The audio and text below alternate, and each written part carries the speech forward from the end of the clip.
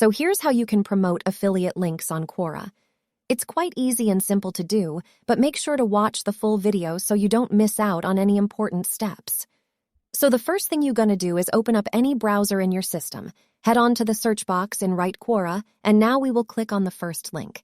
If you have created an account, then log in, otherwise create an account. We will enter our email and password and click on Login. After that, our Quora page will open. First, we'll go to the upper search box and pick up any question. Then we will copy the question, and they will open a new tab and paste it question. After that, we will search answers to this question for this on Google.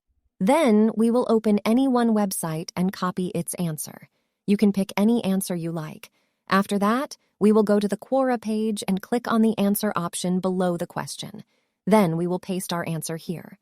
After that, we will go to the same website from where we copied the answer. Then copy the link to this website. After that, we will go back to our Quora page. There we will paste this link by clicking on the URL option. Then we will post our answer. After that, your answer will be posted on your Quora website. So we can promote the link in the same way on the Quora website.